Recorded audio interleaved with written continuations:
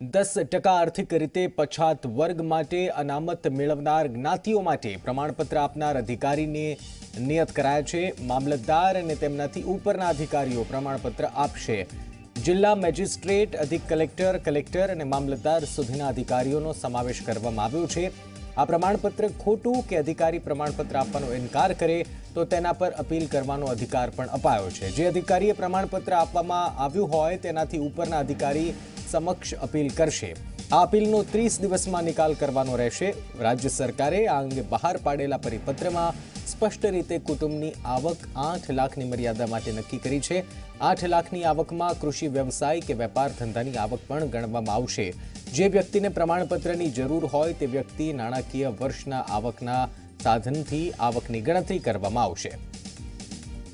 હિતલ પારીખ સંવાદદાતા ફોનલાઈન પર જોડાયા છે। હિતલ, પહેલું એવું ગુજરાત રાજ્ય બન્યું છે જે આર્થિક આધાર પર 10% અનામત લાગુ કરવાની જાહેરાત કરી। હવે જે નોટિફિકેશન બહાર પાડવામાં આવ્યું છે, જે પરિપત્ર બહાર પાડવામાં આવ્યો છે, કઈ બાબતોનો ઉલ્લેખ કરવામાં આવ્યો છે, કઈ રીતે મેળવવાનું રહેશે આ સર્ટિફિકેટ? જી નિશ્ચિત ચોક્કસ એવું કહી શકાય કે રાજ્ય સરકારે અમલની જાહેરાત કરી દીધી હતી, પણ એના માટેના નિયમો ન હતા અને પ્રમાણપત્ર એક પ્રથમ જોગવાઈ છે, કારણ કે પ્રમાણપત્ર વગર કોઈ પણ લાભ મળી શકતો નથી।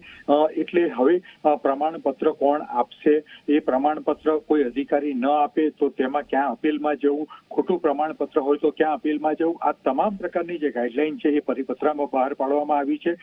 નિશ્ચિત ખાસ કરીને જોવા જઈએ તો કુટુંબની વ્યાખ્યા પણ કરવામાં આવી છે આમાં।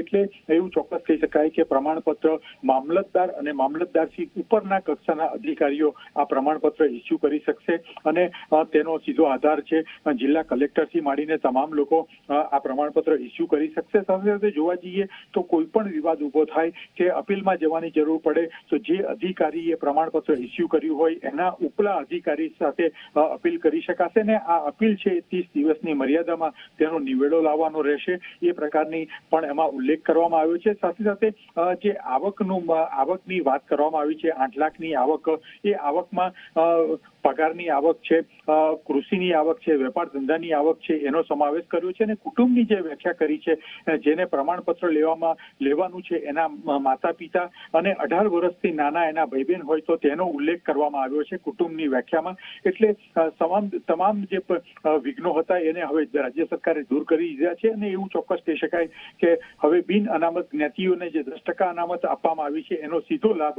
હવે આ બિન અનામત જ્ઞાતિઓના લોકો ઉપાડી શકશે। જી નીચે બિલકુલ હિતલ, ધન્યવાદ સમગ્ર જાણકારી માટે।